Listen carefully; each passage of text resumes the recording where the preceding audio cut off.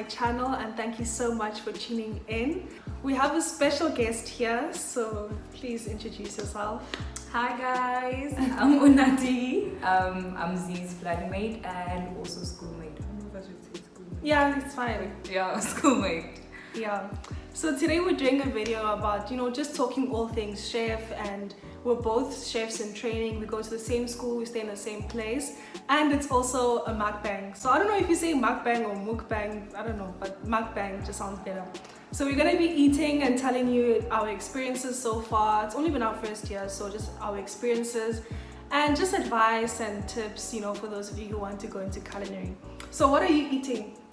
Okay, I'm gonna be eating. Say it louder so I can hear you. Like, I feel so shy now that I put a comment out saying it's not good. But I'm gonna be having Malawian rice with milk. Please say that louder. What? Malawi rice with no, milk. No, we can't hear you. The people at the back there, they can't hear you. Guys, okay, let me first start by saying I'm sorry for saying it's not nice and whatever I said about the whole thing, but guys, Malawi rice and milk is the bomb. Malawi rice and milk is the bomb.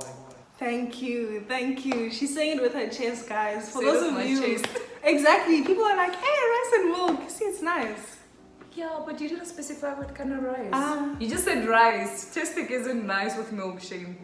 Oh, okay. Yeah. And brown rice. Yeah, I tried it, guys. No, it wasn't the best. Don't do it. Okay, so I'm going to be having just a chicken noodle stir fry, and yeah, I'm sure it's going to be on my Instagram and the recipe as well. Yeah, it's just something, You should see it, guys. You should see it. Yes, guys, check out my Instagram page, but I'm sure by the time I put this video up, it's going to be on my Instagram page. So, like, when you were in high school, like, did you always want to study culinary? Like, did you know? No, because at first I wanted to be an engineer. People want really? to be doctors, lawyers. I wanted to be an engineer.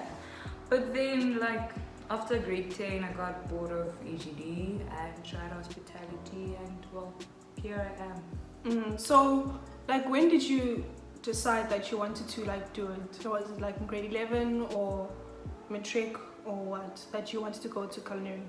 In grade 11, actually, because that's when I started, like, loving the subject and hospitality and all.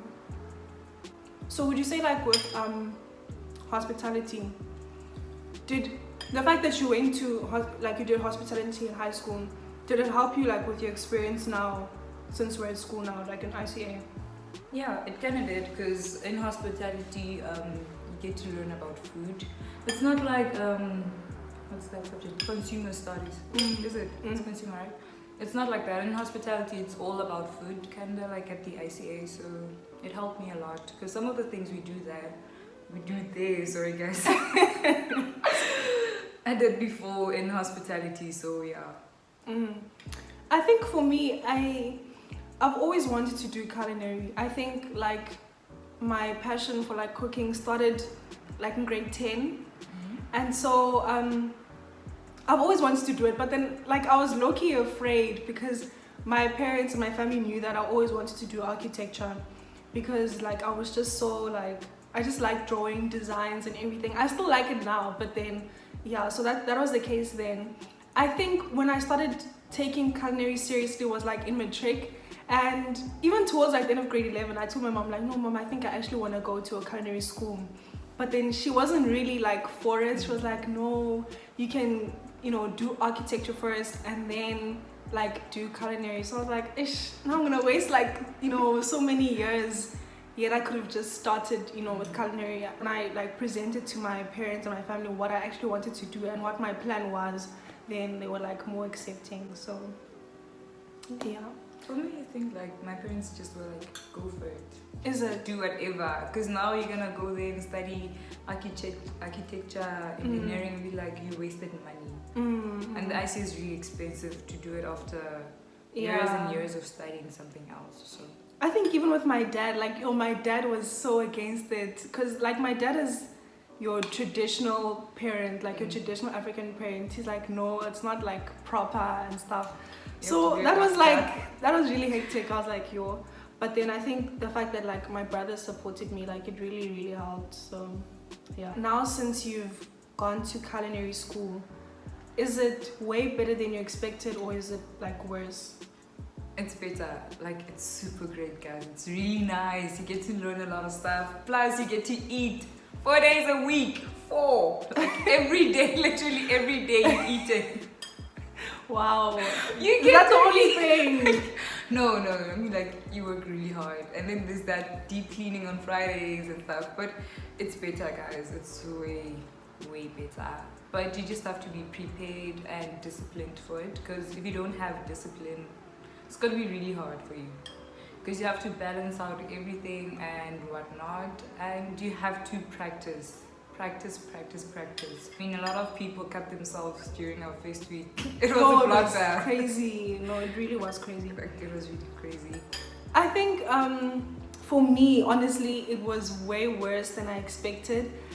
I think I went into culinary school like thinking that you just go into the kitchen and you just learn recipes, you just cook. And obviously I knew we had other subjects, like with our school we have a whole lot of different subjects. Like we have nutrition, and it's so like science, you know. We talk about like proteins and vitamins and minerals and the effects that it has on your body, and it was just like, what? And I don't know, it was just really a lot. And also other subjects that we have, like menu compilation, that's just like menu, like the types of menus and designing menus. And also like, guys, I actually failed, like, you know, like seriously, like I failed one of the, we have like these weekly activities that we do, like that are written, I can't say assignment because it's not that, but yeah. So I actually failed one of them because I don't know, like I just didn't know, you know. Like they would ask you stuff like, okay, so if you had to have a type of menu for a person who's vegan, what would you give? And then you're like, yo, I don't know any vegan foods or vegan options. Like, what am I gonna say? And like low GI, like what does that mean? But it's not something that I regret. Like I really do enjoy, you know, culinary. Yeah. With the ironing, guys, we have to iron like 3 times. Iron the same thing 3 times. Oh, they are so strict, guys. 3. Like you won't get into the kitchen if there's like A wrinkle, like a or wrinkle anything. or anything on your clothing. And you iron every night as well, and your things must always be sparkling, and our uniform is white, so you can imagine, like, it's just a lot.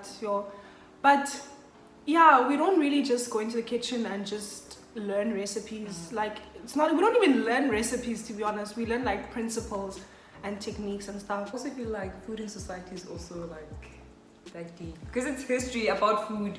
Whatever happened in the past that food was involved in, we have to know. The Great Depression, the plagues, the whatnot. Yeah, exactly. And the effect that it had like on food, and knowing the chefs that were like before us. Yo, guys. They would ask you who made the first cookbook. You don't even know. So we deal a lot with like French cuisine, you know, and we have to know a lot of French stuff. So you have to memorize it in that way. Like the exams we had in the beginning of the year, the assessment, in our cooking assessment, like the theory part, there was a question about like, I think it was like 20 marks on foods. Guys, Translating, guys. They said translate this French word into English and the English one into French. into French, and we're like, what? Guys, there's this Nozette scoop. It's an equipment we use at school. I mean, every day, every time they ask me, I know the answer. But in that exam assessment, whatever it was, they asked me what's a Nozette. Imagine, you know the equipment, but you don't know what's a Nozette. In French. Turns out it's a hazelnut, guys. It's a hazelnut. But it's interesting. I think it's nice if you just also do yourself a favor and just like do a French nyana thing on the side, because Research, guys. Do some research. yo, even just like saying their names, a lot of the French cooks in the world like are French, and even their books. So now when you remember in the books, you have to also know French. Even with like front of house. So basically front of house is like restaurant service, how you attend to your customers, table settings, and you know, this goes where and whatever, that kind of thing. It's like French. So like even French service you need to know. And hey guys, the brigade system is in French. Like the hierarchy, so you get like the head chef, the sommelier, whatever. It's all written in French, guys. Yo, it's just a lot. Like, so guys, do some research and just be prepared. And that's the thing. Like, if you fail theory, then it's so over for you. Like, it's so. The theory is the most important part. Honestly, it matters most than the practical. So, yeah. These theory classes. So if you don't attend Monday, the whole week, the rest of the week is messed up. Yeah, it's messed up. Don't bother even coming to school. It's over. They won't let you in because without the theory behind the whole thing of what you're doing. Yeah. As like we said, going to culinary school isn't easy. I feel like if you're not like a disciplined person, if you're not someone who keeps time, if you're not someone who is willing to work, like the theory, guys, for me personally, I slept on this whole thing. Like, I took everything for granted. I just undermined everything. I did not think it was going to be this hectic. I didn't think, I don't know, I just thought it was going to be very simple, very chilled, but it's a very, very strict, and you need to be disciplined, more especially like in this industry. And I feel like if you don't have the passion for it, like we stand the whole day just in the kitchen, we stand like preparing stuff, and that on its own is a lot. So it's not easy, guys, but I feel like if you have the passion and you like it, then I feel like that in any other industry, if you have the passion for it, then you'll manage. But then if you don't, what are the misconceptions that like people have when they think of like chefs and culinary school? Like, what do you think, or what have you come across? Have people said anything like negative? How do you fail beverages? How do you fail alcohol? People are like, no, there's no such thing as failing beverage studies and whatnot. Guys, it's not that easy as consuming beverages and whatnot. You need to know that people in France, why did they drink wine? Why did they mix it with water? Why not whatnot? You need to know the different flavors of alcohol, whatnot. It's easier for you guys because all you do is drink it every Saturday and Friday. But for us, you need to know exactly what you're talking about. The technicalities and why tequila originated from Mexico, how did it come about, why can't you say champagne in South Africa after making sparkling wine, all those kind of things. And I think also with people thinking cooking is just cooking like you do at home. I mean, that's so true. Yeah, they think, I think that's also one thing that I've come across. Like, people say, no, I can just learn cooking from my house. And like, what do you mean you're going to culinary school? Like, do you not know how to cook and stuff?